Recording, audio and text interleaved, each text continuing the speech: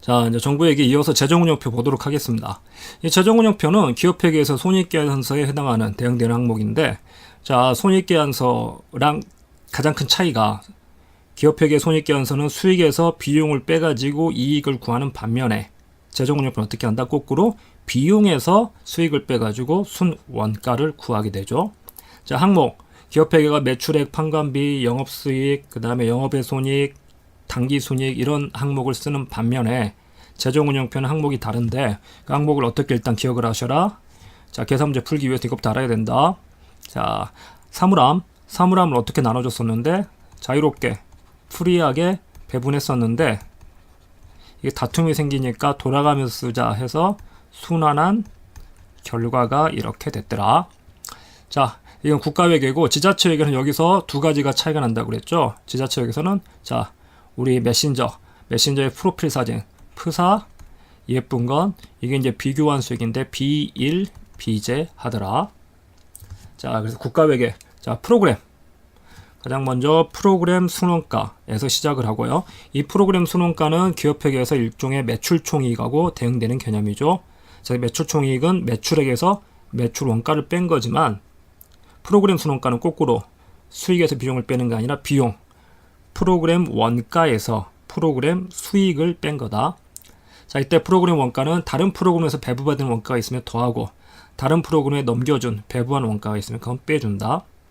자, 지자체회계에서는 F가 아니라 사업순원가가 되는데 이 사업순원가는 마찬가지로 총원가, 전체 원가에서 사업 수익을 차감하면 사업순원가가 된다.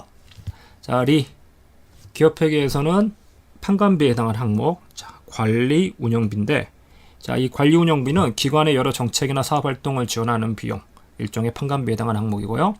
자, 그 다음에 배분, 비배분 수익과 비배분 비용이 있는데 더해주는 건 비배분 비용이고 빼주는 건 비배분 수익이다. 자, 근데 이게 옆에 지금 개정이 됐습니다. 여러분 이제 옛날 책 가지고 계시면 옆에 내용이 좀 다를 거예요. 정부회계에서 지금 몇 가지 좀 개정된 게 있어요. 이 부분하고 아까 제가 이 앞에 영상에서도 하나 국가회계랑 지방자치단체회계 비교할 때 총칙에서 그때 큰 차이는 아니지만 그 비고란에 뭐 설명을 해놓은 게 있는데 그건 제가 그냥 설명을 추가시킨 거고요. 그 다음 이제 수익과 비용에서 조금 달라진 거 있습니다. 수익과 비용 제가 과거 교재에는 수익과 비용 조금 다르게 수익과 비용을 국가회계, 지자체회계 구분하지 않고 했었는데 조금 다르게 좀 구분한 게 있고요. 그 다음에 이건 제가 설명을 바꾼 게 아니라 기준이 개정됐어요. 국가회계가 2019년 3월 27일자로 개정이 됐는데 딱 하나 개정됐습니다. 이 내용이네요. 자, 비배분 비용하고 비배분 수익에 대한 그 설명이 조금 바뀌었어요.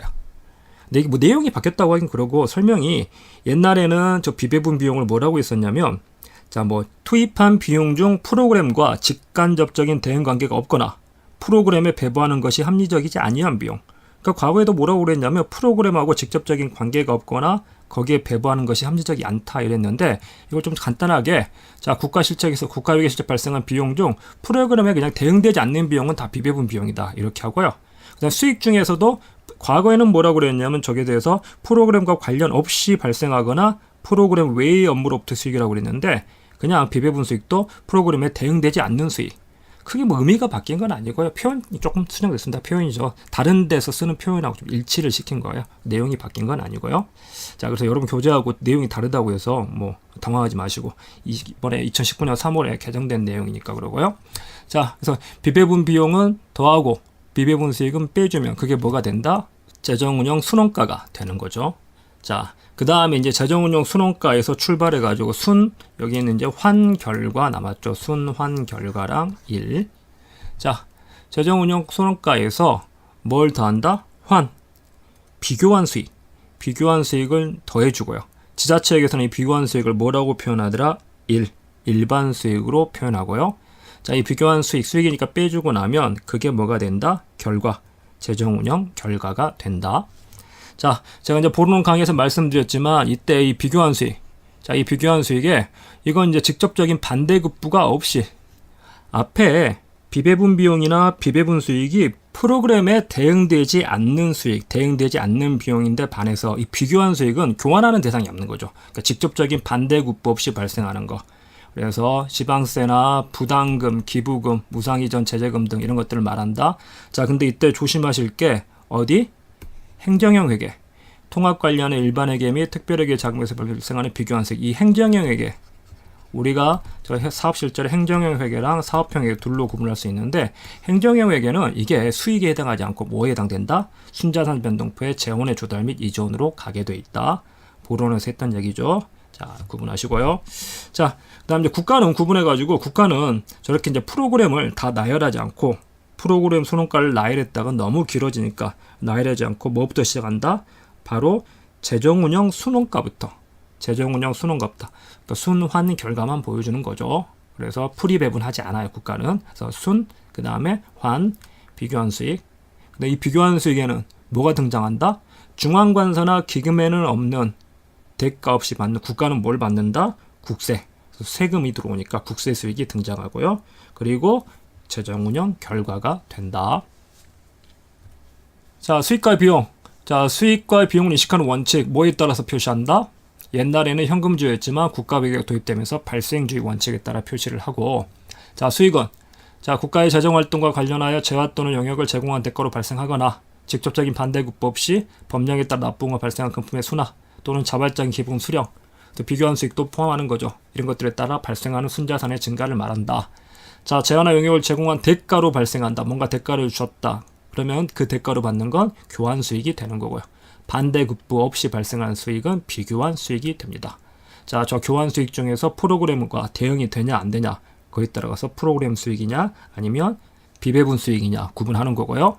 자, 지자체회계 수익 정의는 거의 똑같아요. 다만 이게 중요하죠. 다만 관리 전환이나 기부 체납 등으로 생긴 순자산의 증가, 이게 이제 과거 교재에 있던 내용하고 제가 이제 구분해가지고 옛날에 그냥 구분하지 않고 국가회계 지방자치단체 묶어가지고 얘기를 했어요. 왜? 제가 나중에 보론으로 추록으로 강의했던 그 내용을 알기 전에는 이게 구분해서 얘기하는 게 되게 좀 그렇거든요. 그래서 시험에 출제될 가능성은 그 당시에 높지 않다고 봤는데, 근데 이제는 출제 가능성이 좀 생겼어요. 정부회계가 난이도가 높아지다 보니까. 그래서 제가 추록으로 강의 이걸 구분해서 말씀드렸고, 굳이 구분하자면 관리 전환이나 기부 체납 등으로 생긴 순자산의 증가는 지자체회계에서는 이걸 수익으로 보지 않는다. 수익에 포함하지 않지만 국가회계에서는 수익에 포함된다 안 된다? 그게 다르다. 행정형 회계랑 사업형 회계 구분해가지고 사업형 회계에서는 이게 뭐가 된다? 관리 전환이나 기부 체납도 수익이 되지만 행정형 회계에서는 좀 전에 앞에서 말씀드린 행정형 회계에서는 이게 수익이 아니라 순자산 변동표의 재원의 조달 및 이전으로 본다. 자, 그래서 행정형 회계에서는 이게 비교한 수익에 해당하지 않는다. 구분하라고 말씀드렸고요. 자, 수익인식 기준. 자, 교환 수익은 뭐가 끝나고? 수익 창출 활동이 끝나고 그 금액을 또 합리적으로 측정할 수 있어야 되죠. 그때 인식하는 반면 비교한 수익은 이거는 대응한 교환하는 수익 창출 활동이 없기 때문에 그 해당 수익에 대해서 뭐가 발생했을 때 청구권 돈을 청구할 수 있는 권리가 이게 발생해야 되고 그 금액을 합리적으로 측정할 수 있을 때 수익으로 인식한다. 자, 비교한 수익을 인식하는 세부적인 기준, 이거 자주 물어보죠. 자, 신고 납부하는 방식의 국세는 납세 의무자가 세액을 뭐 해야지? 신고해야지 그때 이게 얼마구나 금액을 확정할 수 있으니까, 그래서 자진 신고하는 때 수익으로 인식하고요.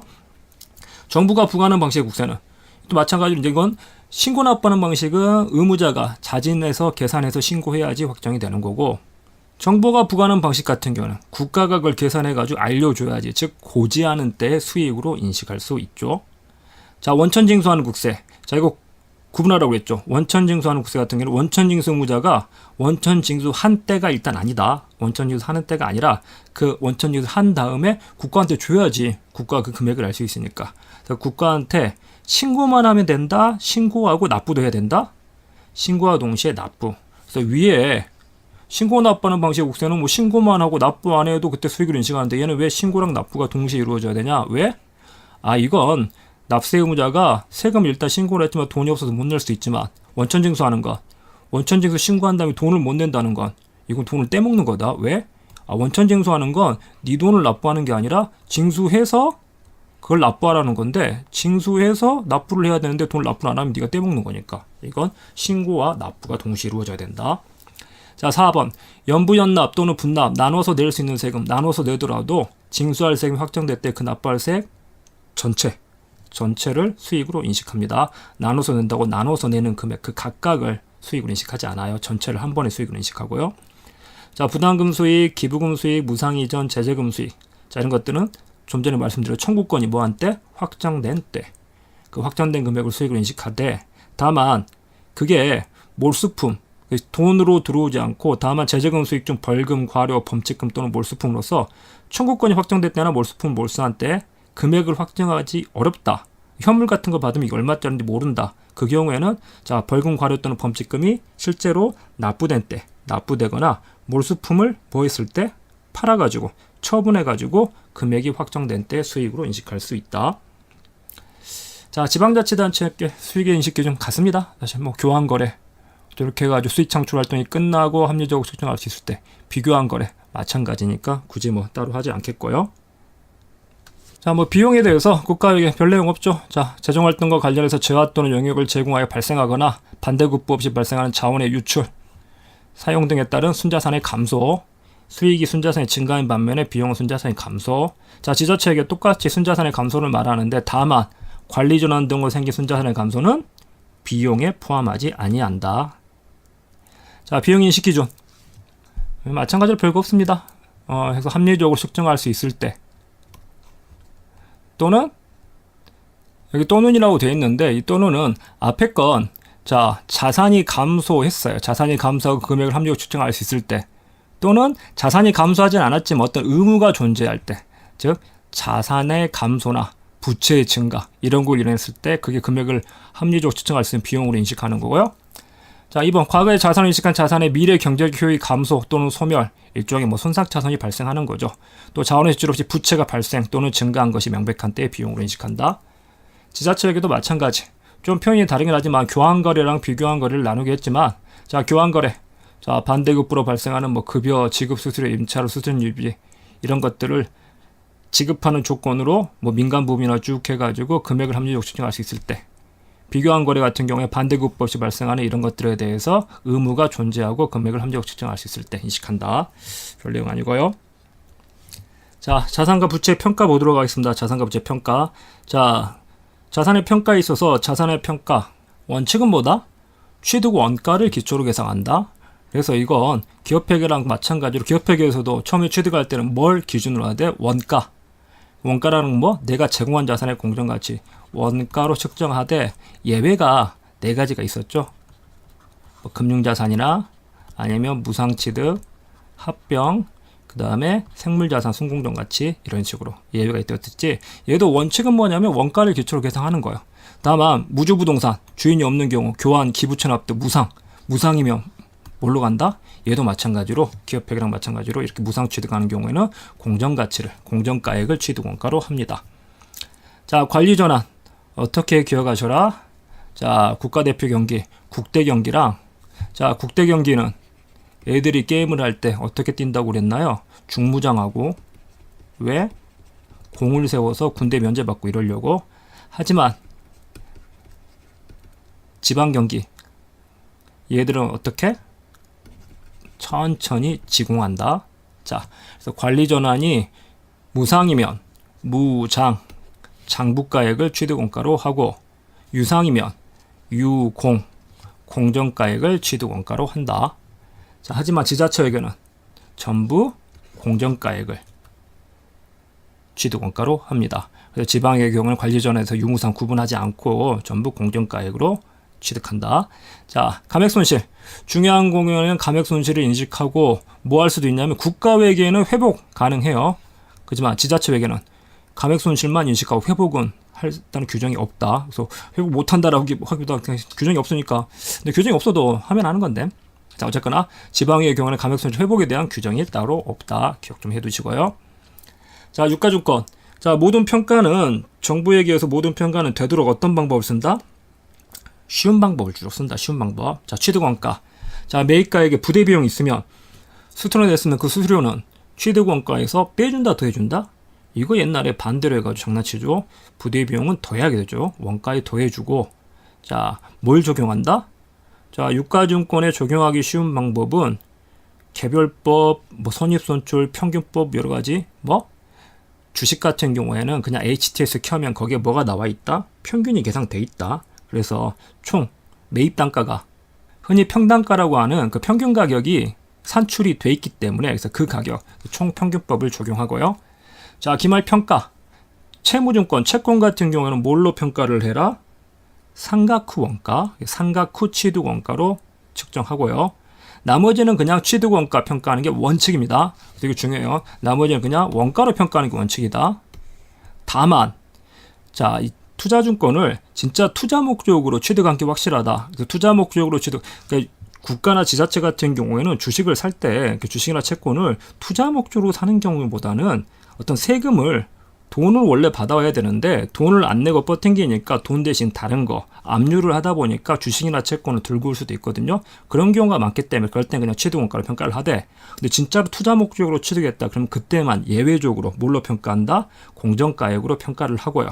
자, 그럼 공정가액으로 평가하면 처음에 취득원가랑 공정가액의 차이가 나니까 그 평가손익을 뭘로 보낸다? 일종의 OCI. 그래서 정부에게서는 이 기타 포괄손익 누계액이라는 항목이 없기 때문에 대신 걔에 해당하는 뭐 순자산 조정, 그래서 순자산 조정 항목으로 보고를 합니다. 자, 여기서 감액손실 많이 모두 인정하고요. 자, 지자체에게는 이런 단서 없어요. 투자 목적이 장단기 투자한 이런 단서가 없습니다. 그냥 장기 투자증권은 다 취득 원가로 평가를 하게 됩니다. 그리고 단기 투자증권에 대한 규정이 따로 존재하지 않습니다.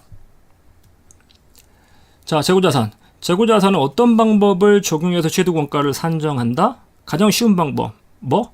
평균 내는 것도 귀찮잖아요. 평균 내려면 다 더해서 계산해야 되는데 그냥 제일 쉬운 거 먼저 들어온 게 먼저 나간다. 그냥 선입선출법 적용해가지고 취득 원가 산정.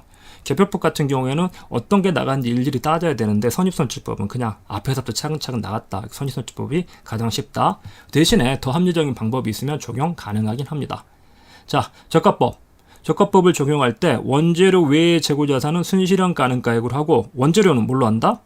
이게 지금 IFRS랑 다른 규정이라고 했죠. 원재료는 순실현 가능가액이 아니라 현행 대체 원가. 자, 이거 왜 그런다 얘기 드렸죠. 원래 과거 기업회계 기준에 이렇게 돼 있었다. 이렇게 돼 있었는데 이 기업회계 기준이 개정이 된 것 IFRS는 어떻게? 그냥 원재료도 순실현 가능 가치로 평가하는 게 원칙이 돼. 다만 원재료 순실현 가능 가치로 평가하는 게 대부분 힘들기 때문에 현행 대체 원가가 거기에 대한 대안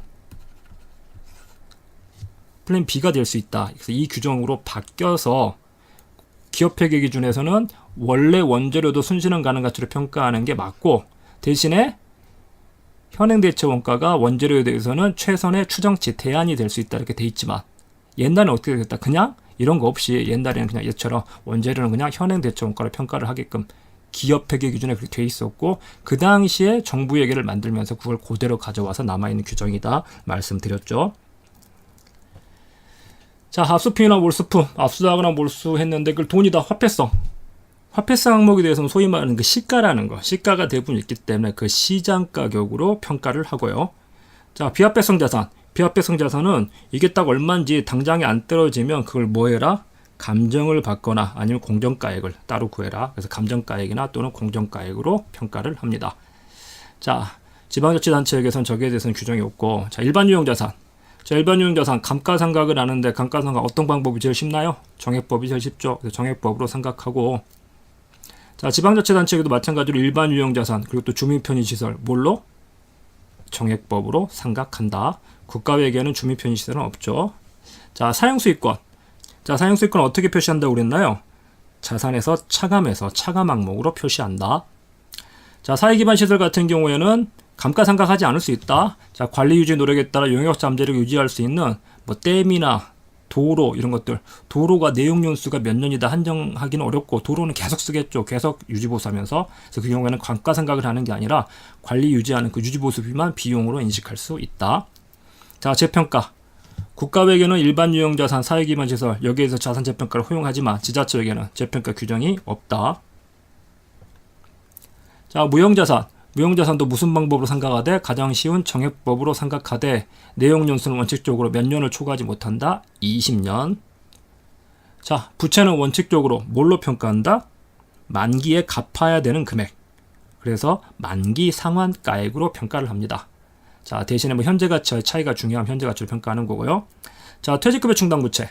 자, 재정상태표일 현재 공무원 연금법 및 군인 연금법을 자, 적용받는 사람들을 제외하고 적용받지 아니한 퇴직금 지급 대상자가 일시에 퇴직할 경우 지급해야 될 퇴직금을 평가한다. 자, 왜? 공무원연금법이나 군인연금법 이런 걸 적용받으면 뭘로? 연금 충당 부채로 따로 보고가 되기 때문에 퇴직급여 충당 부채 적용 대상이 아니다. 자, 지자체에게도 마찬가지로 회계연도법 현재 공무원연금법을 적용받는 지방 공무원을 제외한 무기계약 근로자 등이 일시에 퇴직할 경우 지방자치단체가 지급할 퇴직금에 대해서 상당한 금액으로 평가를 한다. 자, 채권에 대한 평가. 채권은 국채에 대해 발행 수수료 등 비용을 뺀 발행가액으로 평가한 다음에 뭘 적용해서 생각한다? 그러니까 우리 투자한 채권이 아니라 회사가 아니라 국가나 지방자치단체가 발행한 채권이죠. 이렇게 발행하면 무슨 방법 써서 기업회계랑 마찬가지로 유의자율법 적용해가지고 생각하고 이자 비용 인식하죠. 자, 현재가치 평가. 아까 채무에 대해서 원래 만기 상환가액을 평가를 하되 채권 채무의 명목가액과 현재가치의 차이가 어떤 경우에는 중요한 경우에는 현재가치로 평가를 해라. 자, 회계 변경 오류 수정 기업 회계랑 큰 차이 없습니다. 자, 정책의 변경에 해당하면 정책의 변경 소급법 과거 재무제표를 뜯어 고치고요. 추정의 변경이라면 전지법 종, 소, 추, 전. 오류 수정 같은 경우에도 중대한 오류에 해당되면 소급범으로 정기재무제표를 재작성하는데 중대하지 않은 오류다. 그러면 그냥 단기에 정기 오류 수정 손익으로 해당 회계연도에 반영을 합니다. 자, 기타 규정에서 이제 나머지 재무제표들 재정상태표, 재정운영표 외에 순자산 변동표, 현금 오름표, 그 다음에 주석 그리고 재무제표는 아니지만 필수 보충 정보. 자, 그중에 순자산 변동표는 말 그대로 순자산 자본의 변동표 해당하는 거고요. 자, 회계년 동안 뭐의 변동 명세서를 표시하는 재무제표다? 순자산의 변동 명세를. 자, 중앙간서 또는 기금의 순자산 변동표는 자, 기초 순자산, 기초 자본에서 재정 운영 결과. 우리 이제 재정 운영표에서 재정운영표에서 플러스로 나오면 여기서는 마이너스로.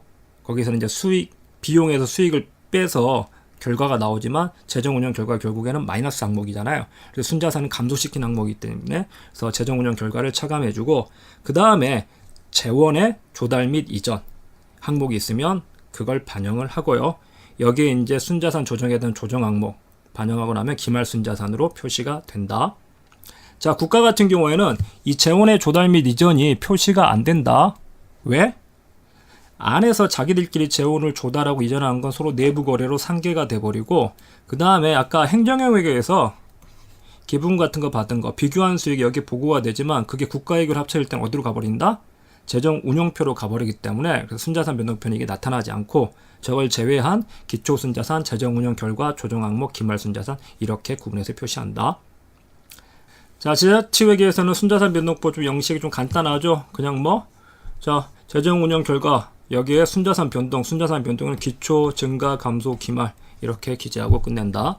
자, 현금흐름표. 국가회계는 현금흐름표 해당 없고 왜? 한국은행이 있기 때문에. 자, 지자체회계는 명칭이 하나 다르죠. 기업회계에서는 영업활동, 투자활동, 재무활동으로 구분한다면 지자체회계에서는 투자활동, 재무활동은 같은데 영업활동이 아니라 이거 뭐라고 표현한다? 경상활동이라고. 그래서 그 차이만 좀 기억을 하시고요. 자, 그 다음 이제 필수보충 정보랑 주석, 부석 명세서 있는데 자, 주석으로 보고되는 항목이랑 필수보충 정보로 보고되는 항목 조금 크게 좀 구분을 좀 하셔라. 그러니까 세세하게 다 기억하진 않으시더라도 큰 개념을 어떻게 잡으셔라. 주석에 보고되는 것들은 대부분 재무제표 본문에 계정으로 보고되는 것들에 대해서 추가적인 설명이 들어가는 것들 그리고 대부분 기업회계에도 있는 것들인 반면에 필수보충 정보는 기업회계에서 없는 내용이나 아니면 재무제표 본문에 있지 않는 내용들 이렇게 구분을 좀 하셔라. 자, 그래서 국가회계 중요한 회계처리 방법 이건 기업회계도 마찬가지입니다. 회계처리 방법 예를 들어서 무형자산에 대해서 무슨 회계처리 방법 썼는지 감가상각 무슨 방법 썼는지 이런 것들 중요한 회계처리 방법 적게끔 돼 있고요. 그 다음 장기 차입부채, 장기 충당부채, 외화자산 및 외화부채 다 자산부채 항목으로 보고가 되는 것들이죠. 그리고 정기오류 수정이나 회계처리 이것도 재무제표 반영하는 거고 순자산 조정명세, 순자산 자본에 해당하는 그 조정명세, 순자산 조정 그러니까 우리 흔히 말하는 자본조정에 해당하는 거 자, 이 전부 다 개정 과목들에 대해서 자세한 명세나 내역들을 기재하는 거니까 주석에 해당합니다. 자, 우발사항 및 약정사항만 재무제표 본문에 개정 과목으로 표시되지 않는데, 충당부채에 해당하지 않는데 주석에 포함하는 항목이다. 근데 이건 기업회계도 마찬가지죠. 기업회계에서 우발사항 및 약정사항 포함하니까요. 자, 반면에 필수보충 정보는 가보면 기업회계에서 등장하지 않는 유산자산, 그리고 연금이나 보험, 사회보험. 이 연금이나 보험, 사회보험 같은 경우에는 이유가 두 가지가 있다고 그랬죠. 일단 기업회계에서 등장하지 않은 항목이기도 하지만 옛날에 과거에는 지금 우리 이 연금, 기업회계에서는 퇴직연금, 지금은 퇴직연금 매개를 반영하지만 옛날에는 퇴직급여 충당부채라고 그래가지고 연금이 없었거든요. 그래서 그때는 기업회계도 없었고 하기 때문에 연금, 보험, 사회보험에 관한 보고서는 전부 필수보충 정보로 가게끔 돼 있고요. 자, 그래서 그리고 또 기업은 국세징수 이런 거 안 하죠. 그 다음 수익비용, 성질별, 재정운영표. 이건 지금이라면 손익계산서, 성격별 공시, 기업회계에서 주석에도 공시하는 거잖아. 하지만 이 기업회계 기준에서 성격별 공시를 하기 시작한 건 언제? 이것도 마찬가지로 IFRS가 도입되면서 시작된 거고, 정부회계가 도입됐던 그 당시에는 이게 기업회계도 없었다. 그래서 정부회계에서도 이건 주석이 아니라 필수보충 정보로 가 있다. 그래서 얘 7번하고 이 퇴직연금과 관련된 것들은 IFRS 도입 전에 만들어졌기 때문에 기업회계 없던 항목이라고 여기 가 있는 거다. 구분하라고 말씀드렸습니다. 지자체에서 마찬가지로 예결산 똑같이 성질별 재정운영표, 관리책임자산도 유산자산 마찬가지죠. 예산이라는 게 기업회계는 없으니까, 근데 지자체에 있으니까 필수보충 정보로 가 있는 거고요. 자, 그래서 혹시 모르니까 주석으로 보고되는 항목하고 필수보충 정보로 보고되는 항목 구분을 좀 하실 수 있으면 좋겠습니다. 자, 정비 여기서 마치도록 하겠고요. 여러분 이제 이 내용들은 시험 보기 전에 이것들을 좀 반복해서, 그러니까 잠자기 전에 틀어놓고 귀에다 꽂아놓고 자셔도 되고요. 나는 음악 들으면서 자는 습관이 있다. 원래는 음악 듣거나 귀에 꽂아놓고 자는 습관이 그렇게 좋은 습관인지 모르겠어요. 공부에 큰 도움이 안 될 수 있어요. 근데 푹 자는 게 좋은데, 아니 나는 근데 습관이 돼가지고 그런 습관이 있다 하시면 음악 말고 제 목소리를 들으면서 자라고 하긴 그러지만 어쨌거나 이런 것들 좀 짜투리 시간이 날 때마다 반복해가지고 자기 걸로 좀 만들어서 항상 정리를 좀 하셨으면 좋겠습니다. 자, 2학년 열심히 하신 거 꼭 좋은 결과 얻으시길 바랍니다. 자, 핵심 이론 요약 여기서 마치도록 하겠습니다.